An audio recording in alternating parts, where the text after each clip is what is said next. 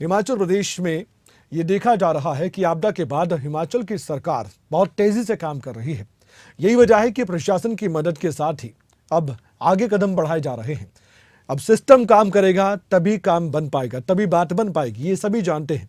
तो सरकार का और प्रशासन का आपस में एक दूसरे के लिए सहयोग बहुत जरूरी है और कोऑपरेशन के साथ, सहयोग के साथ ही ये काम संभव है।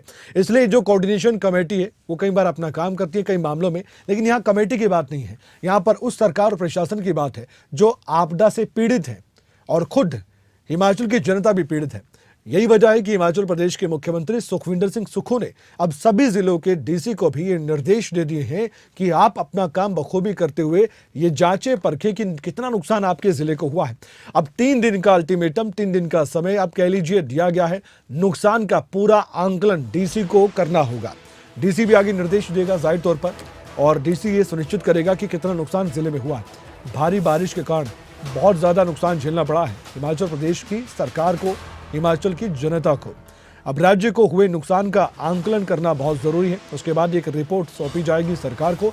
सरकार केंद्र सरकार तक अपनी बात को पहुंचाने का प्रयास करेगी। यह आंकलन किया जाएगा कि कितना नुकसान कुल मिलाकर हुआ है।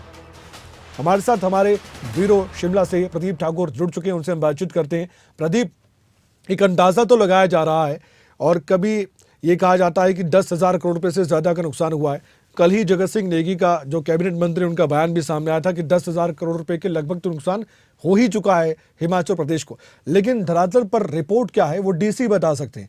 इसलिए ये बहुत महत्वपूर्ण हो जाता है जो निर्देश दिए गए हैं कि 3 दिन में रिपोर्ट सबमिट करनी होगी, देनी होगी, कितना नुकसान हुआ है बारिश के कारण। बिल्कुल कमल, देखिए जो नुकसान की रिपोर्ट तैयार की जाती है और उसका जो मैकेनिज्म एक बना हुआ है, एक तो ओवरऑल नुकसान की रिपोर्ट तैयार की जाती है और रोजाना हमें भी जो डिजास्टर मैनेजमेंट डिपार्टमेंट है उसकी तरफ से वो रिपोर्ट जो है वो उसका प्रेस नोट बाकायदा शाम को जारी किया जाता है। तो वो तो कम से कम 8,700 करोड़ के आसपास का नुकसान है। लेकिन जब जिक्र बयानों के जरिए होता है तो 10,000 करोड़ रुपए से ज्यादा का बात होती है। लेकिन इसके साथ साथ जब केंद्र सरकार को नुकसान का एक जो मेमो तैयार करके भेजा जाता है तो वो एक फाइनल आंकड़ा होता है। उसमें हर चीज की कॉस्टिंग करनी पड़ती है, हर चीज का बिल्कुल ब्रीफली जानकारी देनी पड़ती है, तभी केंद्र से मदद मिलती है। और उसके बाद जब केंद्र की टीमें आती हैं वो भी उसका पुनर्मूल्यांकन फिर करती हैं।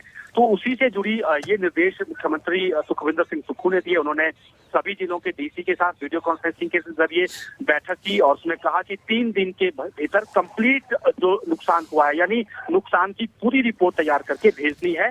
अब मॉनसून धीरा पड़ गया है, अब नुकसान की कम संभावनाएं लग रही हैं, लेकिन अब तक जो नुकसान हुआ है वो कंप्लीट नुकसान वो रिपोर्ट उसकी आनी चाहिए, डिटेल्ड रिपोर्ट आनी चाहिए।